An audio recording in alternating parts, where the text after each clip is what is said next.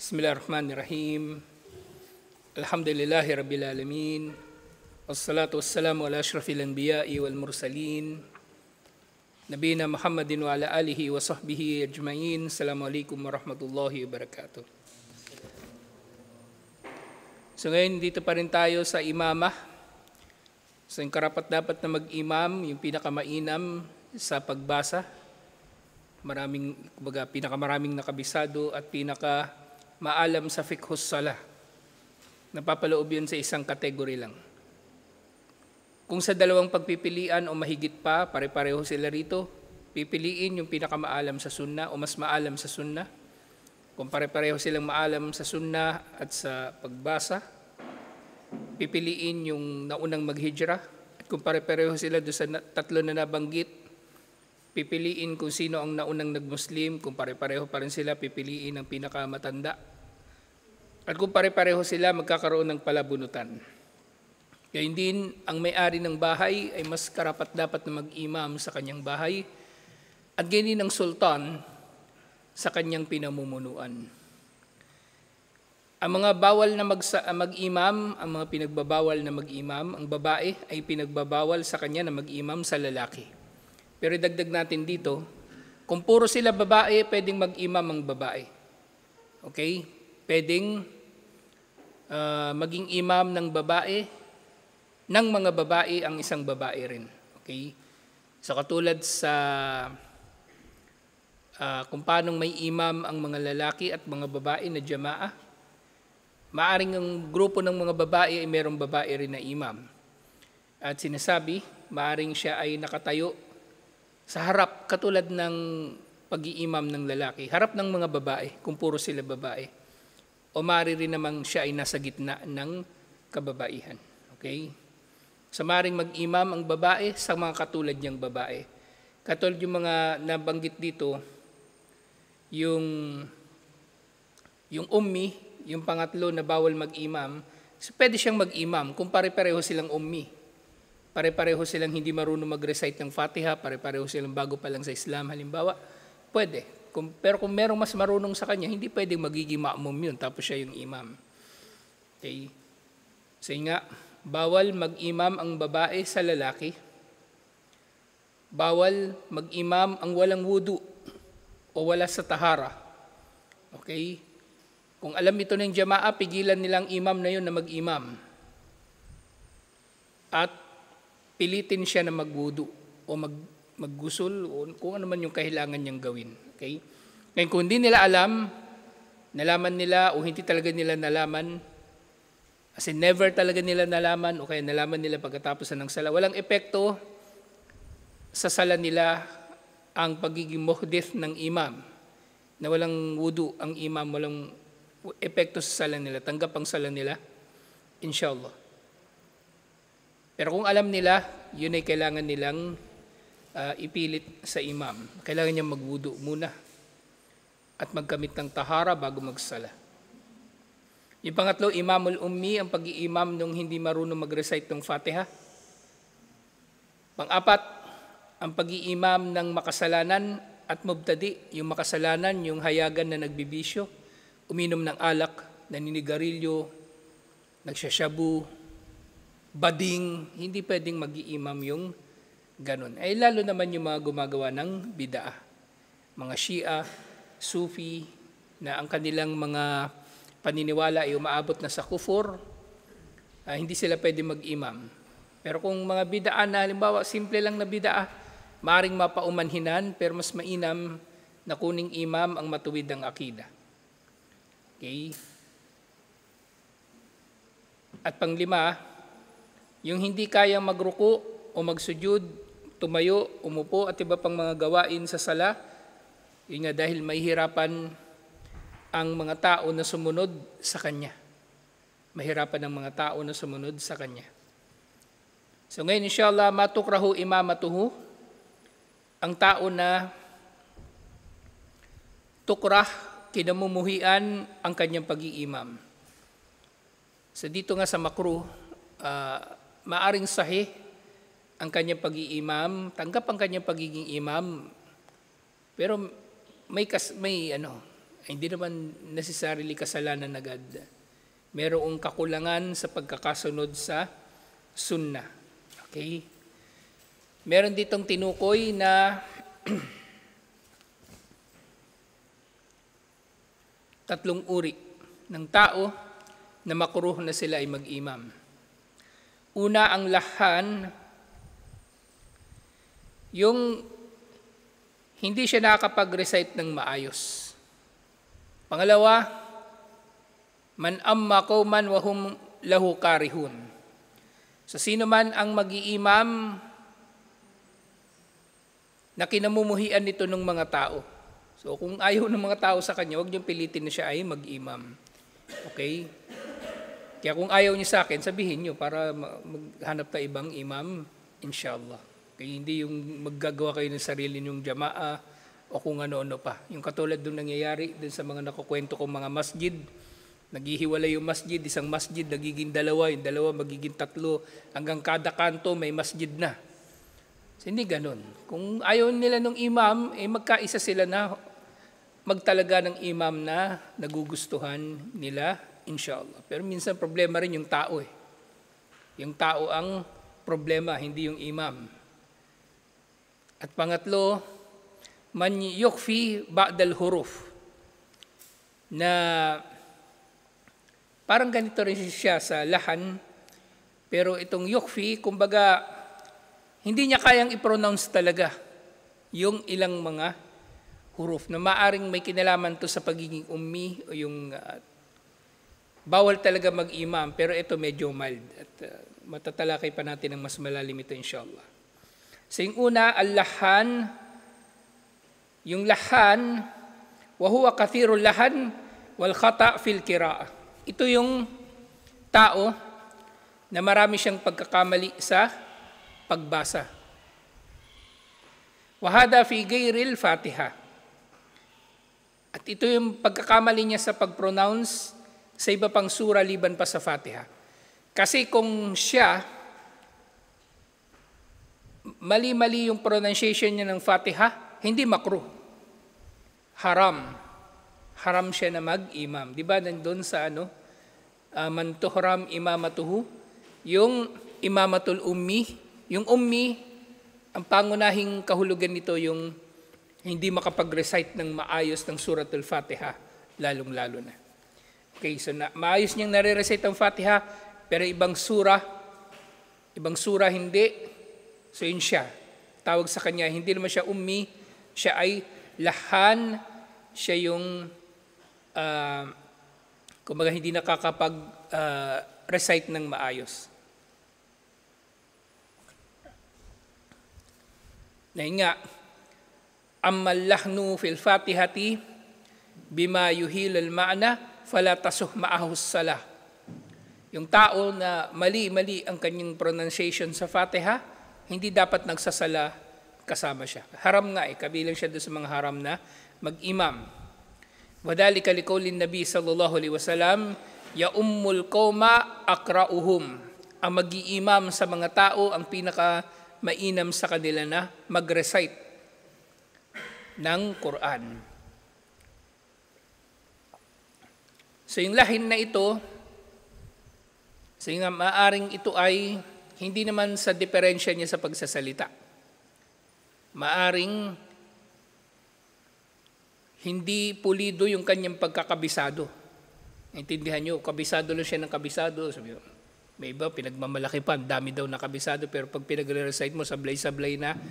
So, ito siya. Yung lahan. Pangalawa, na makruh ang kanyang pag-iimam, man amma qauman wa hum lahu karihun. Sino man na ipagpilitan niya ang kanyang sarili na maging imam habang kinamumuhian siya ng mga tao. Okay? Siyempre, katulad ng paglilinaw natin doon sa lahat ng mga natalakay dito, ang lahat ng ito ay uunawain natin ng may pagiging makatwiran at pagiging makatarungan. Dahil maaaring aabusuhin ng mga tao ang anumang aral ng Islam. at gagamitin nila para sa sarili nilang kagustuhan. Okay? So dito, sinabi ni Propeta Muhammad sallallahu alaihi wasallam yung na pangunahing dalil sa bagay na ito. Iniulat ito ni Ibn Majah. Thalathatun la tartafi'u salatuhum fawqa ru'usihim shibra. 3 na hindi aangat ang kanilang mga sala sa ibabaw ng kanilang mga ulo ng kahit isang dangkal. Ibig sabihin, maring hindi tanggap ang kanilang sala o merong kapintasan sa kanilang sala.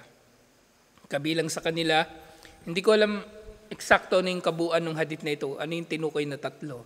Pero isa sa kanila, rajulun amma qauman wa hum lahu karihun. Yung tao na nag-imam sa mga tao na namumuhi sa kanya. Na ayaw nila siya na siya ay mag-iimam sa kanila. Sa iba't ibang dahilan. Maaring siya ay tao na makasalanan o maaring siya ay tao na kumbaga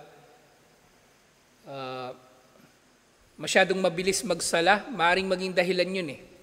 Dahil nga, di ba, kung naalala niyo yung mga dahilan para hindi magsala, mga pinahintulutang dahilan ng tao ay hindi magsasala kasama ang jamaa. Saan ba yan? Man yu'daru bitarkil jamaa. Yung panlimang natukoy doon, husulul masyakkati bitatwilil imam. Kapag yung tao nahihirapan sa sala dahil sa tagal ng imam na magsala. So pwedeng hindi na siya pumunta sa jamaa.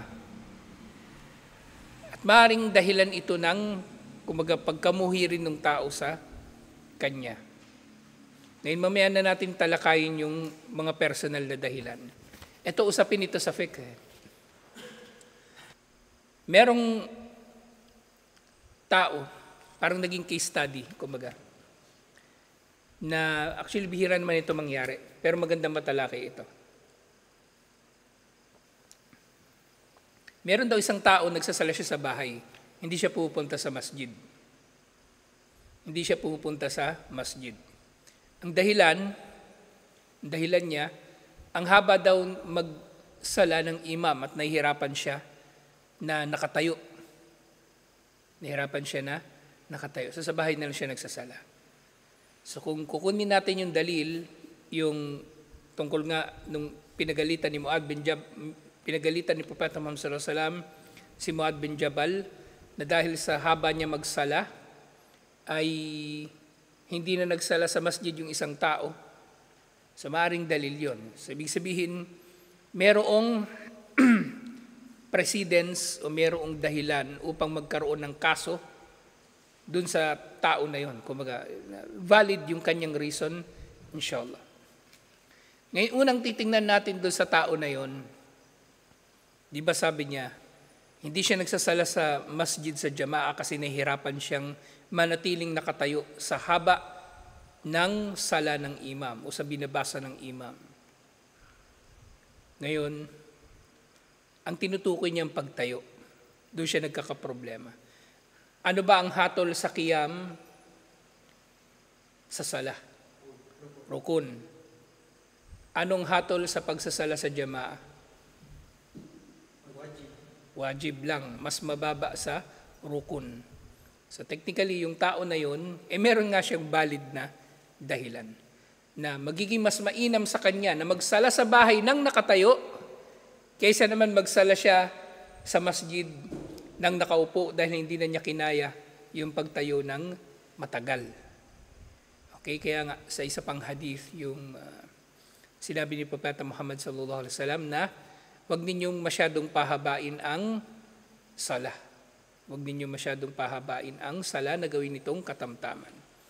So, maaring dahilan yun. Pero syempre, maaari rin magiging dahilan, yung natukoy ko, maaring magiging dahilan na kamumuhian ng tao, yung imam na makasalanan, imam na kumbaga may bisyo, o imam na gumagawa ng bid'a, imam na mandurugas, imam na adik, o ano pa mang kadahilanan, na kung gano'n ang dahilan, yun nga, mapapaloob ito doon sa number 4, doon sa pinagbabawalan na maging imam, imamatul fasik. So, pag ganun na bagay, di tanggalin yung imam, palitan ng mas mainam na imam, inshallah. Ngayon, kung wala namang problema sa imam, talagang meron lang, nangyayari talaga ito, kaya ngayon pa lang sinasabi ko na sa inyo. Siguro hindi nyo pa ito na-experience kasi hindi nyo pa naranasang tumira sa labas eh. Hindi nyo pa naranasang tumira kasama yung ibang tao. Dito lang kayo, Al-Hijra, siguro ibang Muslim lang na nakikita nyo rito sa parok. Actually, yung parok, kahit sa sobrang dami ng chismoso doon, matino na yun sa lagay na yun. Mas masahol pa yung ibang mga community o masjid na napuntahan ko dati. Meron dyan yung talagang magpapatayan sila para lang sa posisyon sa masjid o kung ano-ano pa. Kung merong mga ganong kaguluhan, halimbawa yung mga tao ayaw nilang imam, tingnan nyo rin yung ano ba yung katotohanan dito. Ano ba yung valid ba yung kanilang inaayawan dun sa imam na yun? So dun sa lalaki kanina, halimbawa, di ba? Nahirapan siya magsala kasama yung imam, maaring valid yun. Pero kung iba ng dahilan, halimbawa, ayaw ng mga tao sa imam kasi meron silang ibang imam na gustong ilagay, kailangan yung bagay na yun ay lilinawin, inshallah. Lilinawin, inshallah. Kasi sa mga ganong desisyon, ang bawat masjid naman ay merong, kumbaga, meron pa rin namamahala dito. So pwedeng idaan ito sa tamang proseso. Gusto nilang palitan yung imam, di dumaan sila sa proseso. Hindi yung boboykot nila yung imam, tapos yung nga katulad ng sample na nabanggit ko nung nakaraan. Hindi sila magsasala kasabay nung imam, tapos pupunta sila, ang dami-dami nila, tapos magsasala sila dun sa likod kasama yung imam na gusto nila. Yun ay fitna, yun ay malaking kaguluhan. Subukan niyang gawin dito yun, kukutusan ko kayong lahat. Kukutusan ko kayo isa-isa. Kung gusto niyang may ibang imam dito, ayaw niyo sa akin, pagbibigyan ko kayo, pero hindi naabot sa ganun, okay? Kung may gusto ko ibang imam, di siya pag-imamin natin, walang problema. Kasi ang pag-iimam, sa totoo lang, ang imam ay taklif, pananagutan. Hindi ito tashrif o prestige o karangalan. Okay? Walang kailangan pag-awayan. Ang pagiging imam, katulad ng pagiging pinuno, pananagutan yan higit sa lahat. Okay? Kung may papalit sa akin dito, alhamdulillah. Panatag pa ako, tahimik pa ako sa pamumuhay ko. Hindi kailangan ng tao na kumbaga, hindi kailangang pag-awayan yung mga bagay-bagay. Kasi marami na talaga ako na-experience na ganyan. Pinag-aawayan nila yung pag-iimam, parang, hindi ko alam bakit, kumbaga sabik na sabik sila na mag-imam o maging pinuno ng jamaa o kung ano-ano pang mga bagay. Hindi ko alam bakit ganun sila, parang siguro ganun lang talaga sila. So sa ganitong usapin, kapag ayaw ng mga tao sa ibang imam, sa isang imam, so timbangin ninyo lahat ng bagay, inshallah. At huwag kayong magiging bahagi ng anumang fitna o kaguluhan. Kasi may kita nyo naman kung sino yung yung nagdudulot ng kaguluhan. Yung tao na kumikilos ng hindi naayon sa dalil. Okay, tingnan nyo. Yung ginagawa ba ng tao niya na ayaw sa imam, may dalil? O yung imam ba, may dalil kung bakit siya kamumuhian ng tao? Titingnan nyo yung bagay na yun. At saka kayo kumuha ng panig. At tuwing nang merong nag-aaway o hindi magkasundong Muslim, ito sinasabi ko sa inyo ngayon pa lang, huwag kayong gigitna. Kumuha kayo ng panig, kumampi kayo sa kung sino yung nalalaman nyo na tama o nakikilala nyong tama. Kasi yung pumapagitna, hindi yan hindi yan doktrina ng Islam. Hindi yan katuruan sa Islam. Kanta yan ni Francis M. Yung gumit na ka at huwag kumampi. Kagaguhan yun. Kampihan mo yung tama at labanan nyo yung mali. Okay? So ngayon pa lang gusto kong itanim nyo sa utak niyan. Pag may nag-aaway, tingnan nyo ano ba nangyari? Sino bang mali? Sino bang tama? Hindi kalabanan nyo yung tama. Kalabanan nyo yung mali para maitaguyod ang tama. Inshallah.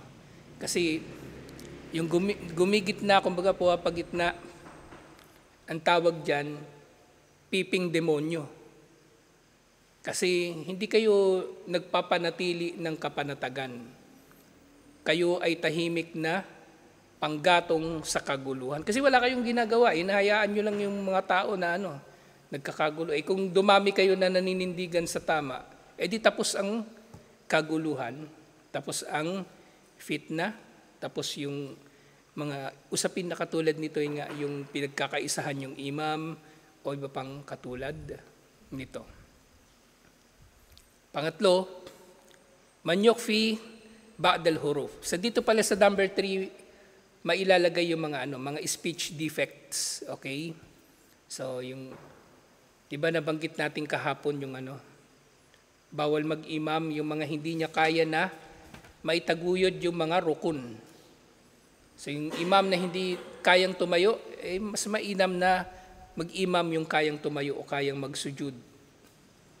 Okay? So yung pipi, bakit siya bawal mag-imam? Anong rukun yung hindi nagagawa ng imam? Hindi, anong rukun nga eh. Anong rukun ang hindi nagagawa ng imam? O pag-recite ng Fatiha, takbiratul ihram. Ang dami, di ba? So bawal siya mag-imam yung pipi. Pero yung merong ang speech defect, halimbawa,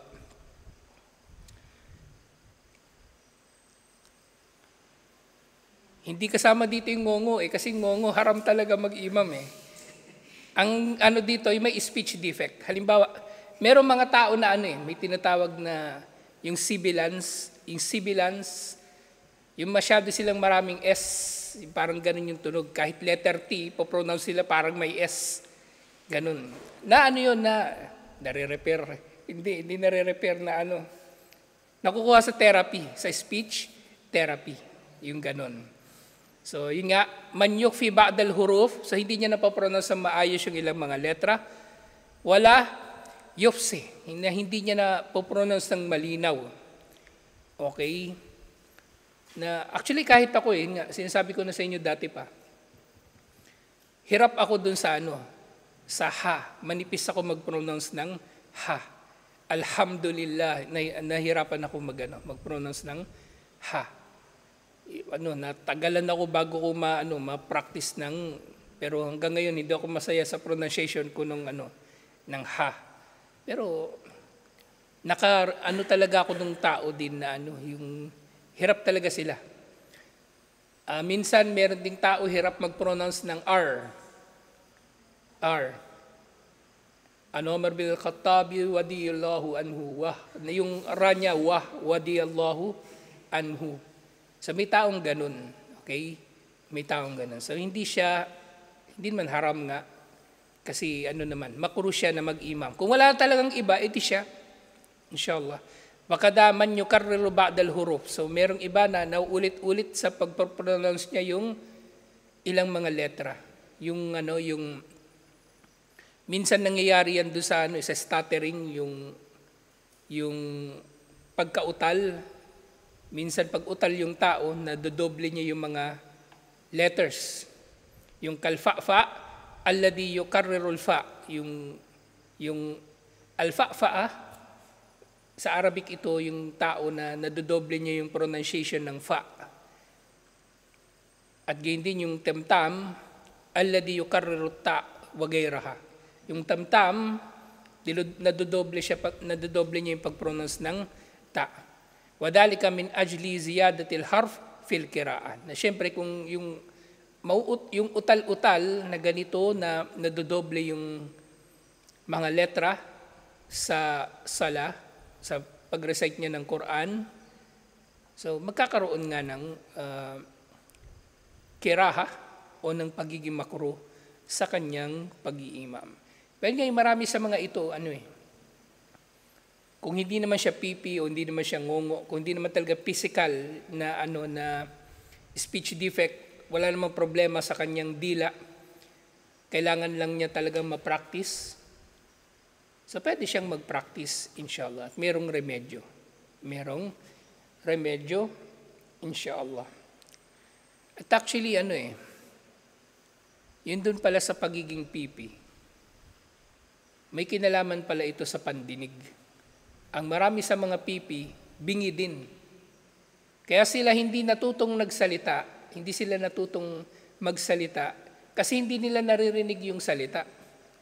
Kasi ganun ng tao natututo magsalita sa naririnig niya.